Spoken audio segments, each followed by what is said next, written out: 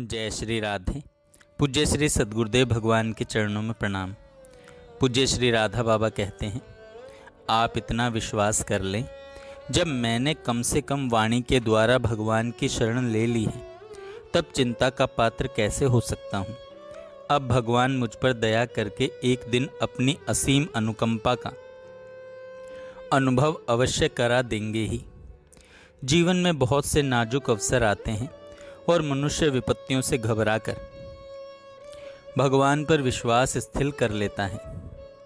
भगवान पर विश्वास शिथिल कर लेता है, पर उसके विश्वास शिथिल होने पर भी जो वस्तु स्थिति है उसमें हेरफेर थोड़े ही होगा।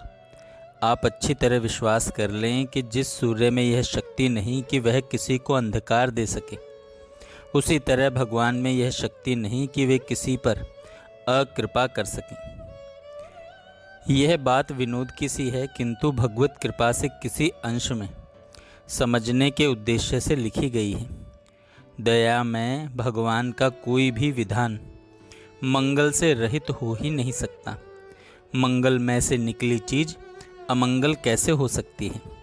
संभव है आपके सामने लौकिक दृष्टि से ऐसी परिस्थिति आ जाए जब आपको दर दर का भिखारी बनकर मारा फिरना पड़े, लेकिन भगवान के इस भीषण विधान में क्या जानते हैं। भगवान के इस भीषण विधान में क्या है जानते हैं। अगर समझ में आ जाए तो आपको भी दुख नहीं होगा। देखें, यदि ऐसा हुआ तो समझना चाहिए कि जगन नियंता के पास पहुंचने में अब आपको विलंब नहीं है। हम देखते हैं भूल से मनुष्य अत्यंत भयानक चीज को सुखदायक समझकर उसे पाना चाहता है, किंतु भगवान का विधान कुछ ऐसा होता है कि मनुष्य अपने प्रयत्न में सफल नहीं हो सकता। भगवान उसकी तरह अबोध नहीं है कि उसे मनचाही वस्तु देकर उसका जीवन बर्बाद कर दें। अतएव जाहि विधि राखे राम ताहि विधि रहिए। अपना योगक्षेम का भार जगन नियंता के हाथ सौंपकर सदा के लिए निश्चिंत हो जाइए। लोगों की दृष्टि में दीनहीन होने पर भी आप शहंशाह रहेंगे। आप शहंशाह रहेंगे। निरंतर श्री राधा माधव की मधुरतम पवित्र लीलाओं का चिंतन करते रहना चाहिए।